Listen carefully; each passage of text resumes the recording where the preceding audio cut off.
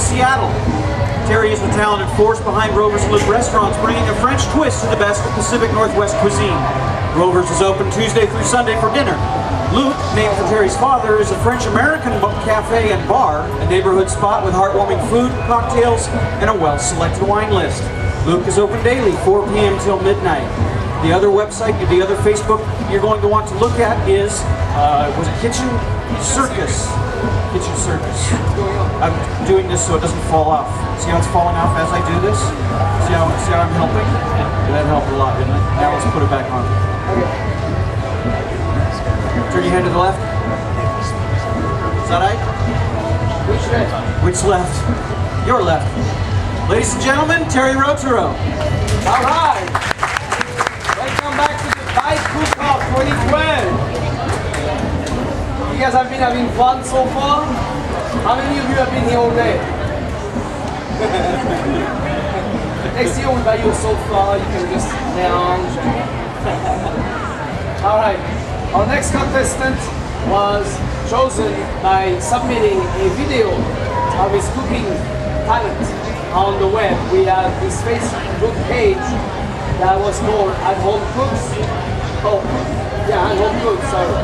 And we looked at all the videos, and one of them was the next young man here, Dominic. Welcome to the show. We ask you a round of applause. So I asked him, are you nervous? And he said yes. I said, don't be nervous, it's just cooking. How do you feel now? Good. You still nervous? A little You strong. want a shot of whiskey? I mean, That's what the old people do, you know, when they get nervous. They have a shot of whiskey. Come on, young people, they do Red Bull. All right. What are you gonna do for? What are you gonna do for us today? so today I'm gonna make gluten-free cherry cupcakes with white chocolate frosting and a chocolate covered cherry on top. So why gluten-free? Are you like allergic to gluten? I have celiac disease, so Yeah, celiac disease. yeah. It is such a common thing nowadays. I mean, in my restaurant we deal with that every day. Yeah. People walk in, or they call usually if you have celiac disease, you call ahead, right? Yeah. You always say, hey, can I eat some food? I can't have any gluten.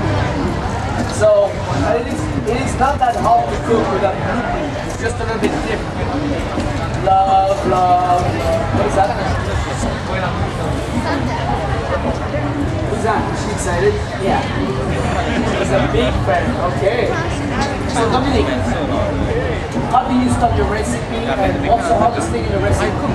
Yeah.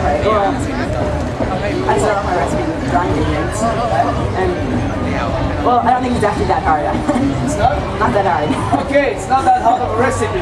Awesome, we can all make that. Good.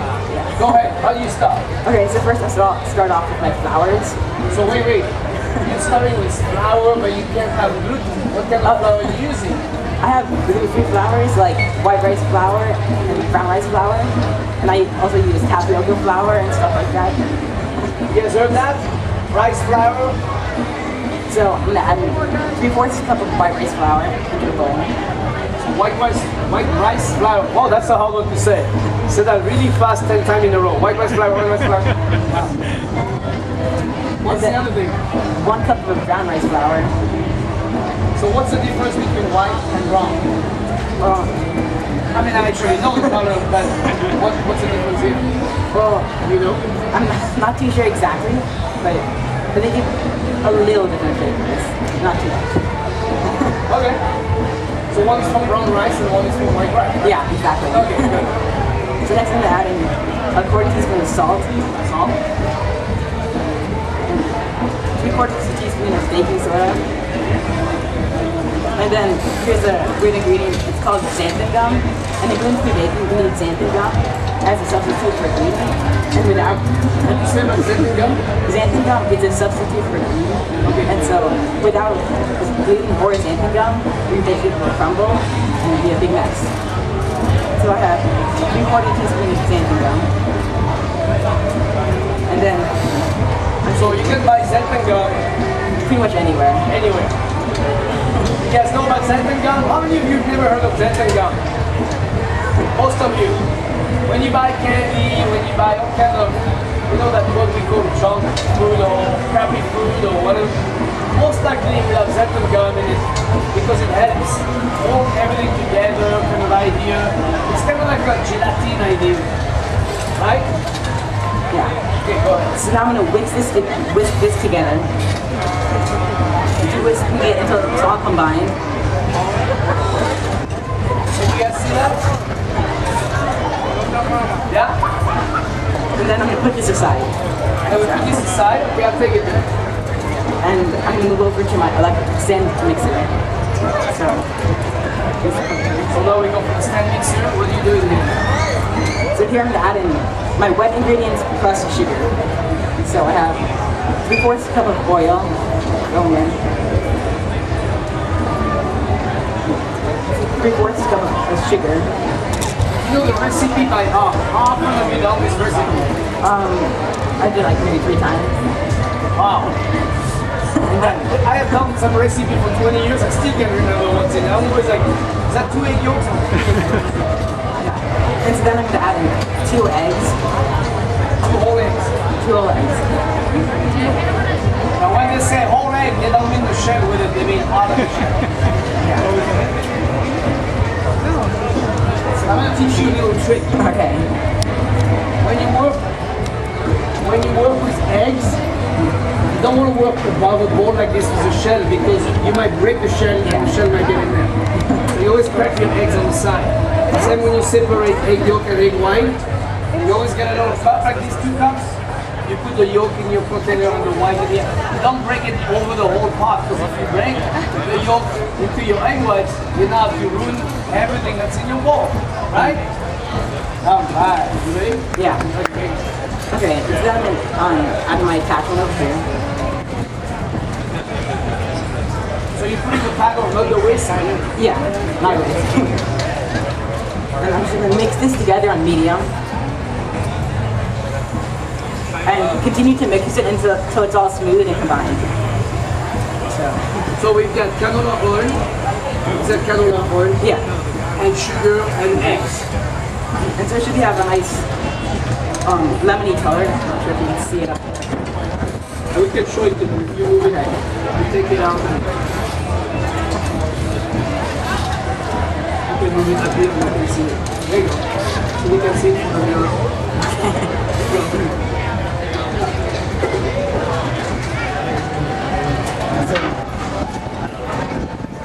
Next, I'm gonna get about half a cup of custard. So how long have you been cooking? Oh, I've actually only been baking since last summer. So a year you've been baking? Only for a year. How many recipes do you have? 35. 35 recipes in 1 year. Wow, that's pretty impressive. Yeah. I'm very impressed by that. I bake almost every other day. You do? Yeah. Where are your parents? Over here? Well, you eat cakes every day? Yeah? It's a hard life, huh?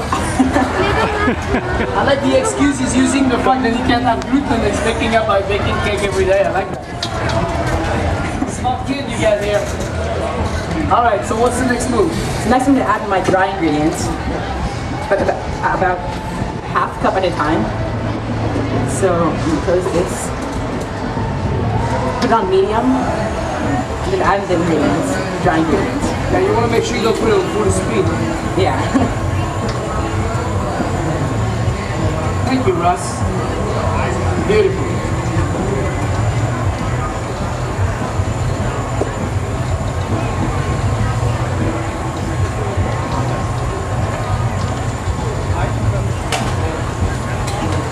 So it's forming like a big doughy kind of idea, right? Yeah, and what I do is I add more milk after that and bring it back to a more, not liquidy, smoother stage.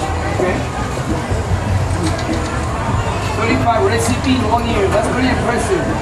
You cook anything but pastries? Only sweet stuff. Only sweet stuff? Yeah. Oh, that's cool. You should teach him beef stroganoff and all that stuff. You have a cook from Julia Child. You know who Julia Child is? Yeah. You do?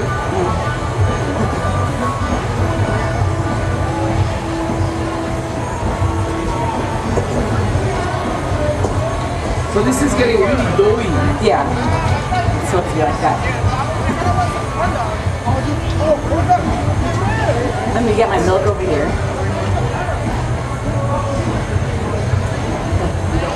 Yeah. So, do they have a cooking school at your school? No, Do you have any cooking program? not really. You should start complaining. Yeah. It's good to complain when you're in school. They expect you to do that anyway. So I'm gonna add a fourth cup of milk into the batter right here. And then mix it some more.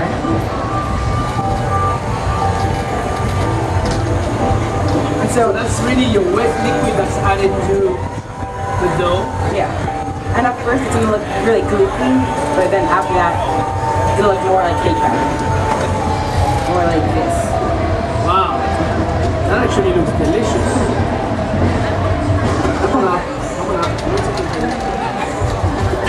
Let me use both hands. How many chefs does it take to undo them? That was a nice question.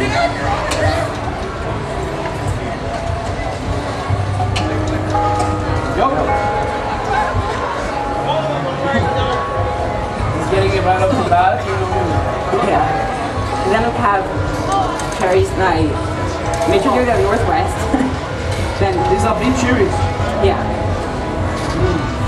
So what are you going to do with them?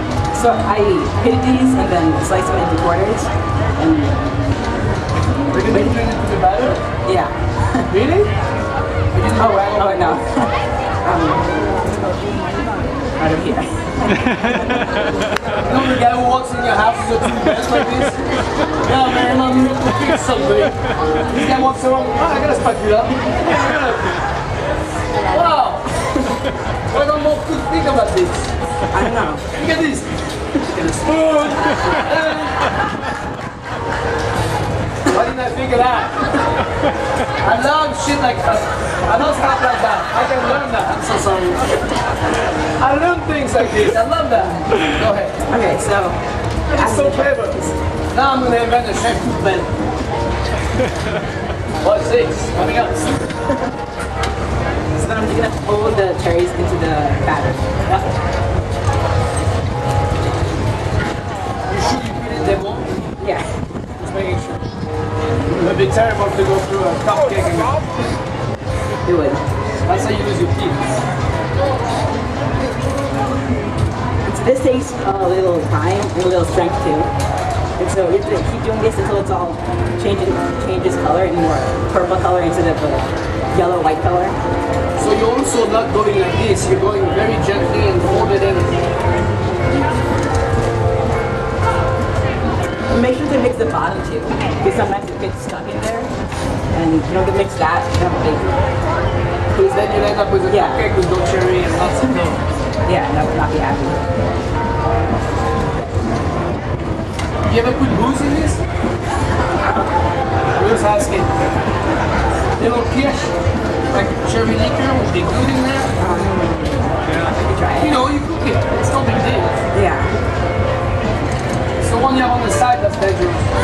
On the cake is fine. No longer. That looks beautiful. So could you do this with stitches? Yeah, I guess so. It's like small enough. Yeah. Yeah. Look at them, you guys them small enough with paprika. Yeah. Yeah, it's season right now. Paprika would be great in there. Yeah. Tomatoes? No. No.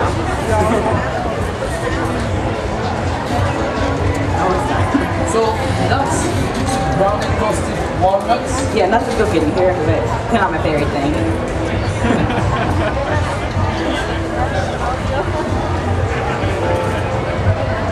Oh, that's a nice process.